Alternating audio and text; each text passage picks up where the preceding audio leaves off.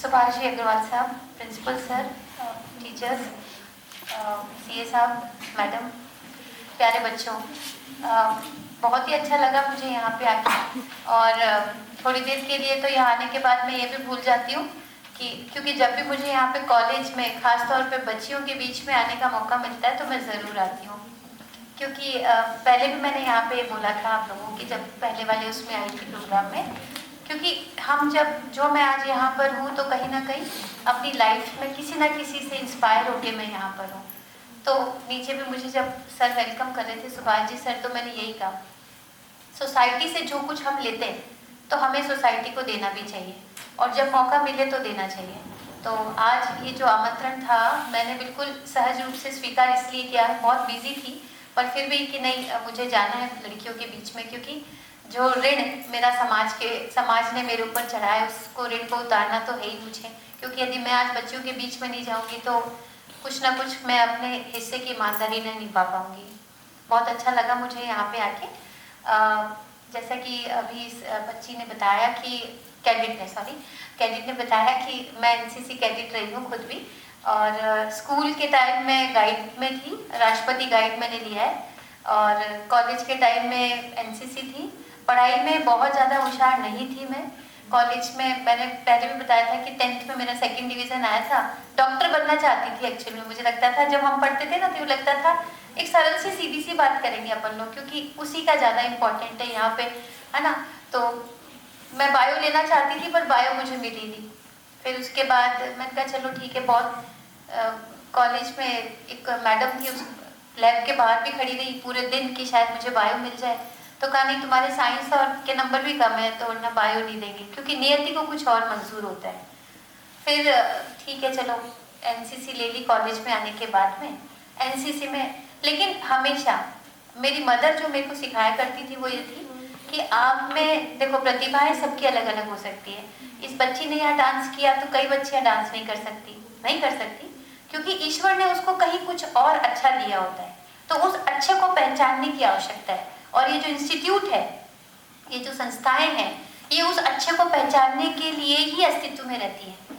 और मैं इसके लिए सुभाष जी और आपकी टीम को बहुत बहुत आभार और धन्यवाद देती हूँ कि थोड़े से समय में, जैसा कि अभी बताया कि केवल 8 वर्ष हुए, उन 8 वर्षों में मतलब ऐसा लगता नहीं है कि ये इतना नया इंस्टीट्यूट है।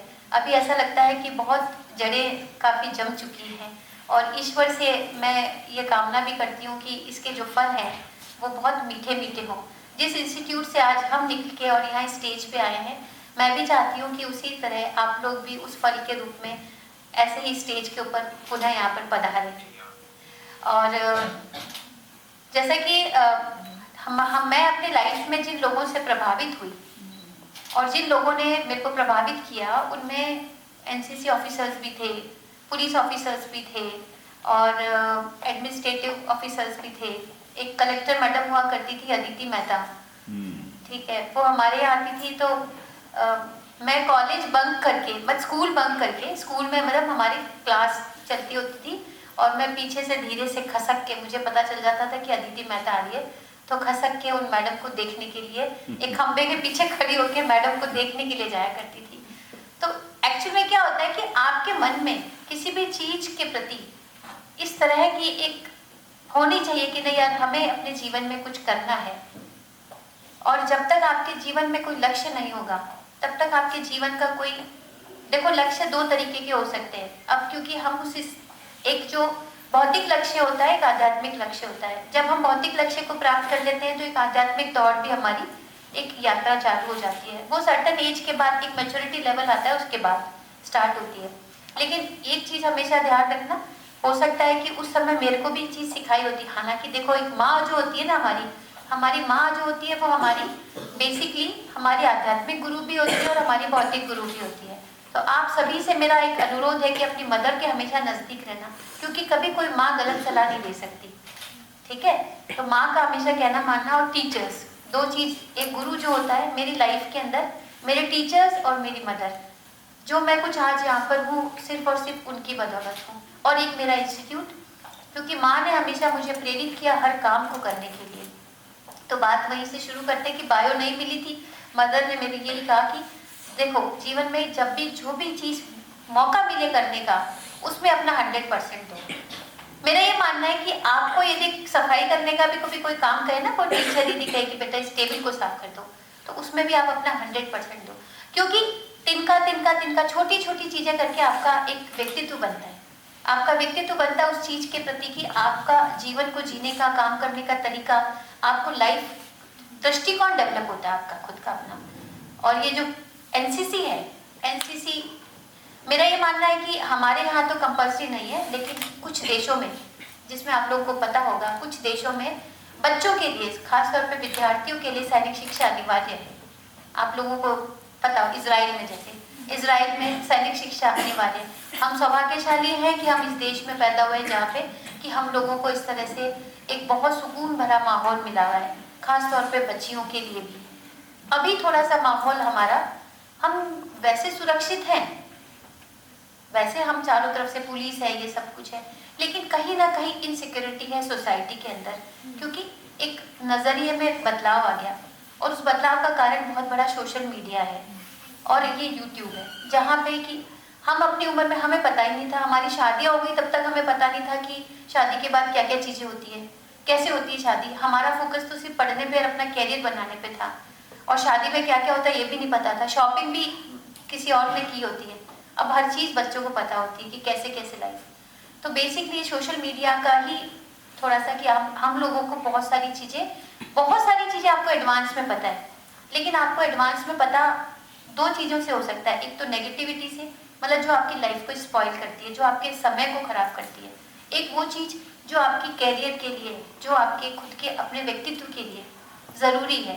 तो आपको डिसाइड करना होगा कि आपके लिए क्या सही है, उस सोशल मीडिया में कौन सी चीज़ आपको दिखनी है, कौन सी चीज़ आपको नहीं दिखनी है। ये आपको डिटरमाइंड होना पड़ेगा। और डिटरमाइंड होने के लिए, फिर मैं अपनी बात पे आती हूँ, डिटरमाइंड होने के लिए दो चीज़ें आवश्यक होती है। हमारे टाइम में इतना भटकाव नहीं था, हम अपने कॉलेज जाते थे, आते थे, और बहुत कम छोटा सर्किल होता था। अभी सर्किल इतना बड़ा हो चुका है, क्योंकि आपको पता ही नहीं, आपका कोई विदेश में बैठा कोई आदमी जिसकी आपने शक्ल नहीं देखी है, वो भी आपका दोस्त है, और वो भी आपके दिमाग, मन, मस्तिष्क को प्रभावित कर रहा है। एक शब्द आपकी भावनाओं को ठेस पहुंचा सकता है। एक शब्द जो है वो आपको भटका सकता है, भटका देता है। कोई आपको मोबाइल के ऊपर, यदि कोई आपको व्हाट्सएप के ऊपर या कहीं पे भी इतना सा कोई एक अच्छा सा वो रेड वाला हार्ट बना देता है और ये कह देता है यू आर सो ब्यूटीफुल, तो आप इस चीज़ से प्रभावित हो जाते हो। प्रभावित होना स्वाभाविक है, क्योंकि हम देवता नहीं हैं, हम मनुष्य हैं।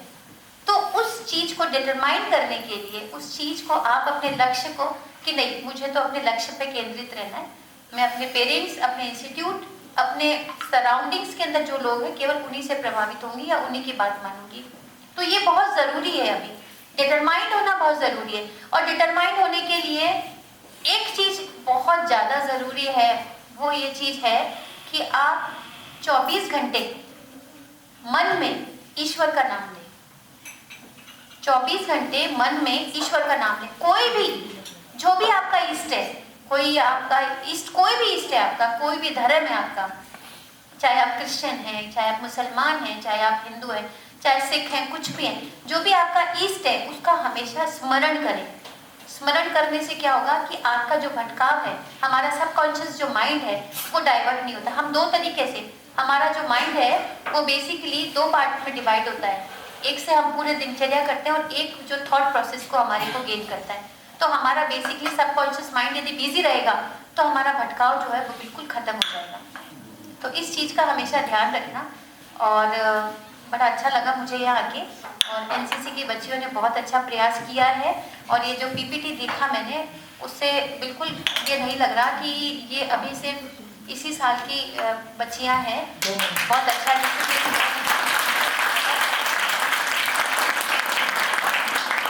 बहुत अच्छा एफर्ट्स। आज तक भी मेरी कैब और मेरी ये जो ड्रेस के कुछ ये जो नाम हिंदी और इंग्लिश में लिखा हुआ, वो नेम प्लेट, मेरे बैचेस, ये एनसीसी लिखे हुए आज भी मेरे पास पड़े।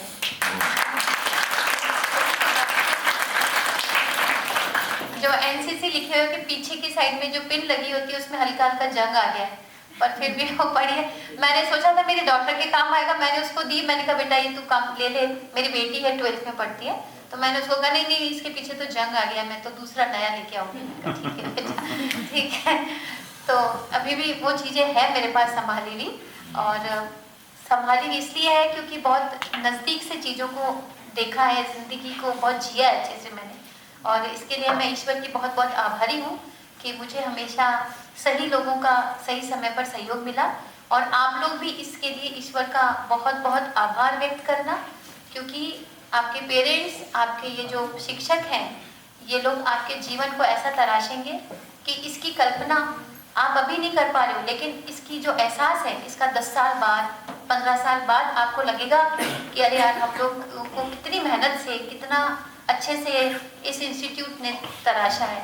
यहाँ आके मुझे मेरा कॉलेज की याद आ जाती है कि हमारे कॉलेज में हमारे टीचर्स और हमारे जो इंस्टीट्यूट के अंदर हमारे कॉलेज में जो लोग भी थे, एनसीसी की हमारी एक मीरा मैम हुआ करती थी, वो इनको देख के मुझे उनकी याद आ गई। वो जिस तरह से दौड़ रही थी तो ऐसे ही वो भी दौड़ा करती थी। इनको तनख्वाह मिलती है इनकी दौड़ की, लेकिन इसके पीछे आपको ये सोचना चाहिए कि आप इनके कितने बड़े आभारी हैं कि वो आपको एक बच्चे की तरह ट्रीट कर रही हैं, आपको आपके व्यक्तित्व को निखारने की कोशिश कर रही है ना। तो इसलिए तो सबके प्रति आभारी रहिए, और विशेष रूप से इस इंस्टीट्यूट के प्रति और आपके पेरेंट्स के प्रति जिन्होंने आपको इतने अच्छे इंस्टीट्यूट में डाला। कई लोगों की सामाजिक पृष्ठभूमि इस तरह की भी नहीं होगी कि भाई इतने बड़े अच्छे इंस्टीट्यूट में पढ़ा सके, पर फिर भी उनके पेरेंट्स उनको पढ़ा रहे हैं। तो ये उन पेरेंट्स को भी बहुत बहुत धन्यवाद, और विशेष तौर पे इस संस्थान को जो समाज की सेवा के लिए, खास तौर पे महिलाओं की, बच्चियों की सेवा के लिए, उनके उत्थान के लिए इतना सकारात्मक कार्य कर रही है। बहुत बहुत धन्यवाद। और अब किसी को कोई मेरे से कोई प्रश्न पूछना है तो पूछ सकता है। हाँ, एनसीसी के बारे में, क्योंकि सर ने कहा था कि एनसीसी के बारे में आप उनको कुछ बताएंगे। NCC first year, second year, final year के अंदर जाके आप लोग सी सर्टिफिकेट होल्ड करेंगे। उसके बाद आप एग्ज़ाम दे सकते हैं एनसीसी का, जिसमें डायरेक्ट लेफ्टिनेंट के पद पर आपका सिलेक्शन हो सकता है। उसके अलावा भी एनसीसी का जो सी सर्टिफिकेट है आपको कई जगह बेनिफिट देगा, आगे एमए के एडमिशन में भी करेगा। साथ ही आपके कई जो सर्विसेज हैं, जैसे पुलिस है, प्रशासन की सर्विसेज हैं, उसके अंदर भी एनसीसी के मार्क्स होते हैं। उन मार्क्स की बदौलत आप लोगों को जो मेरिट आपने स्टैंड करी है, पर ये बिल्कुल मन में से ये मत निकालना ये कि आप एनसीसी के दम पर आपको उसके साथ साथ पढ़ाई भी पूरी करनी पड़ेगी ना। एनसीसी तो करना ही है, एनसीसी के साथ साथ आपको पढ़ाई, मतलब यदि किसी दूसरे बच्चे के 80% मार्क्स आते हैं और आपके भी 80% मार्क्स आते हैं, और ये आपके 75% आते हैं, तो 5% का आपको बेनिफिट करके आप उस 80% तक पहुंच जाएंगे। लेकिन ये नहीं है कि आपके 60% आए और आपके पास एनसीसी का सर्टिफिकेट है तो इसको ये आपको एडमिशन 80% पे दे दिया जाएगा, ऐसा नहीं है। पढ़ाई तो देखो मस्ट है, लेकिन जो व्यक्तित्व का विकास, जो अनुशासन, इस एक चाल अलग हो जाती है एनसीसी के बच्चे की थोड़े टाइम में, वो एक कॉन्फिडेंस लेवल चेंज हो जाता है, ठीक है। और एनसीसी लेने से कभी भी मन में पैंट शर्ट पहनने से ये मत सोचना कि आपका अपना जो आपका नेचुरल जो लड़की बना है या जो महिलाओं वाले जो गुण है वो कोई कम हो जाते हैं, ऐसा बिल्कुल नहीं होता है। मैंने भी यूनिफॉर्म पहनी, हमारा तो डिपार्टमेंट ही पूरा मैन डोमिनेटिंग डिपार्टमेंट है, लेकिन हम सलीके से रहते हैं। जब हमें नखरे करने होते हैं तो हम नखरे भी कर लेते हैं, है ना। जब तैयार होना होता है तो, लेकिन यूनिफॉर्म पे कुछ नहीं करते। जैसे आप लोगों में से किसी ने अदरवाइज मत लेना, कई लोगों ने लिपस्टिक लगा रखी है यूनिफॉर्म पे, तो यूनिफॉर्म पे लिपस्टिक नहीं लगानी है, नेल पेंट नहीं लगानी है, ठीक है। अच्छे से बालों को अच्छे से, क्योंकि यूनिफॉर्म जो है उसका, देखो कोई भी चीज है लाइफ में, किसी चीज की आप इज्जत करेंगे ना तो वो भी आपकी इज्जत करेगी, वो भी आपको रिटर्न देगी, है ना। टोपी पहनी है तो बहुत अच्छे से यूनिफॉर्म। एनसीसी की वजह से मैं एनसीसी में रही, तो उसके बाद मेरे को हमेशा एनसीसी की वजह से बहुत मौके मिले। मैं मेरे कैरियर में मुझे स्टेट परेड हेड करने का मौका मिला। स्टेट परेड यानी मैंने 2 बार राज्यपाल की परेड,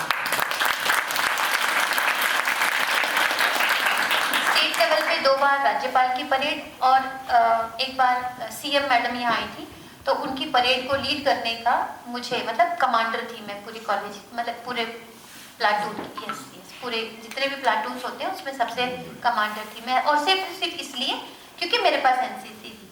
एनसीसी की वजह से मेरी चाल सुधर गई, मेरी परेड सुधर गई, एक एटीट्यूड डेवलप होता है हमारा बॉडी के लिए, ठीक है। तो बस अच्छे से जिए, अच्छे से लाइफ को एंजॉय करें, और ये इंस्टीट्यूट आपको बहुत कुछ दे रहा है तो खूब लें और खूब अच्छे से लाइफ को जिए। Thank you.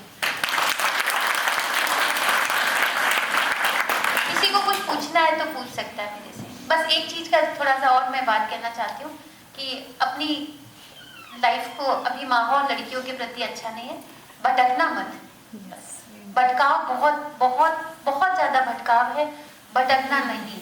मेरा आप लोगों से, इंस्टीट्यूट से भी रिक्वेस्ट है कि सबसे ज़्यादा ज़रूरी जो इस समय है वो है कि भटकाव बहुत है।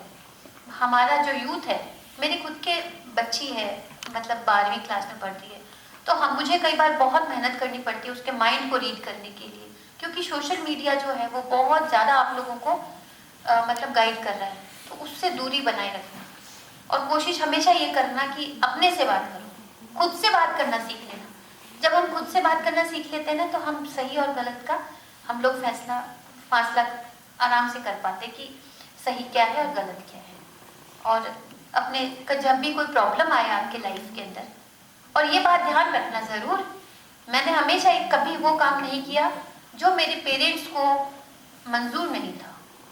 तो ये बात आप ध्यान रख लेना कि जो आपके पेरेंट्स को जो चीज़ पसंद नहीं है, ये बात ध्यान रखना कि वो चीज़ आपकी लाइफ में अच्छी नहीं हो सकती, क्योंकि उनका एक्सपीरियंस आपके एक्सपीरियंस से कई गुना ज़्यादा है लाइफ का। हालांकि उनको हो सकता है सोशल मीडिया नहीं चलाना आता होगा, उनको हो सकता है टेक्नोलॉजी नहीं आती होगी, लेकिन उनका एक्सपीरियंस, वो आपकी चाल देख के, आपकी ढाल देख के, आपके रंग देख के पहचान लेते हैं कि अभी आपका माइंड सेट जो है वो सही नहीं है। होता है ना ऐसा? तो दिक्कत सी बात है, उनका एनर्जी लेवल आपके एनर्जी लेवल से कई गुना ज़्यादा होता है। वो भगवान के बहुत नज़दीक होते हैं, क्योंकि वो आपके माँ बाप होते हैं। तो हमेशा इस बात का ध्यान रखना, अपने पेरेंट्स का हमेशा अपने पेरेंट्स की गाइडेंस में चलना। कभी आपको ऐसी बात लगे कि हम अपने पेरेंट्स से कोई चीज़ शेयर नहीं कर सकते, तो अपने टीचर्स से ज़रूर शेयर करना, वो हमेशा आपको सही सलाह देंगे, हमेशा। और अपनी लाइफ में हमेशा किसी को अपना गोल सेट करके रखना, अपना आदर्श, हमेशा अपना आदर्श। जैसे मैंने अपना आदर्श, एक छोटी सी थी जब मैं शायद 7, 8, 10 साल की होगी, तब एक सीरियल आया करता था हमारे टाइम में, उड़ान, ठीक है। तो उड़ान के अंदर वो जो किरण बेदी थी, उसको मैंने अपना माइंडसेट में एकदम बैठा लिया था। आज भी आंखें बंद करती हूँ तो उड़ान की वो एक धुन है, वो मुझे सुनाई देती है। तो लाइफ में वो चीज़ ज़रूर करना। मैं कॉलेज लेक्चर बन गई थी, बात करने का ही मन करे जा रहा है कुछ ऐसा। तो कॉलेज लेक्चर बन गई थी मैं, मेरा सब इंस्पेक्टर में सिलेक्शन, मुझे वर्दी शुरू से अच्छी लगती थी, और मैं वर्दी पहनने के बाद थकती नहीं हूँ। मतलब मुझे ये लगता है कि मतलब मैं मेरे घर वाले कहते हैं कि तू थकती नहीं है। मैंने कहा मैं थकती तुम लोगों की परेशानी से, बाकी मैं यूनिफॉर्म से या मेरी नौकरी से मैं कभी भी नहीं थकती, क्योंकि मेरी पसंद की नौकरी है। मैं कॉलेज लेक्चर चली गई थी, कॉलेज लेक्चर, शादी हो गई, फिर उसके बाद कुछ इस तरह का रहा कि भाई चलो सब इंस्पेक्टर से तो कॉलेज लेक्चरशिप की पोस्ट अच्छी है, मैं चली गई। परंतु वहाँ पे भी अंदर से खुद को ऐसा लग रहा था कि शायद मैं खुद के साथ मतलब न्याय नहीं कर पा रही हूँ। फिर एग्ज़ाम दिया और फिर देखो पुलिस की नौकरी मिली। फर्स्ट चॉइस भी आरपीएस ही लिखी थी मैंने। तो पुलिस की नौकरी मेरे को, अब कई बार लगता है कि नहीं यार लेक्चरशिप कर लेते तो बढ़िया रहता, शायद फैमिली को ज़्यादा टाइम दे पाते। नहीं, जिसको जैसा करना है वैसा ही होता है। मैं फैमिली का तब भी उतना ही ध्यान रखती हूँ जितना मैं शायद कॉलेज लेक्चरशिप में होती तो भी, क्योंकि वो आपका माइंड सेट है। जिसको पढ़ना है, जिस बच्चे को पढ़ना है, वो सब कुछ करके भी पढ़ लेगा, और जिसको नहीं पढ़ना वो कुछ करके भी नहीं पढ़ेगा, है ना। वो एनसीसी में भी चला जाएगा, वो डांस भी कर लेगा, वो और दूसरे काम भी, टीचर की मदद भी कर देगा, सब काम कर देगा, क्लास भी अटेंड कर लेगा। क्लास उसकी छूट भी गई तो वो किधर उधर से कहीं से नोट्स अरेंज करके भी पढ़ लेता है बच्चा। और जिसको नहीं पढ़ना, वो क्लास में भले बैठे रहो तो भी नहीं पढ़ पाता, ठीक है ना। तो अब इतनी सारी चीज़ें मैंने आपको अपनी लाइफ की शेयर करी, शायद इसी का औचित्य होगा मेरा यहाँ आने का। तो बहुत बहुत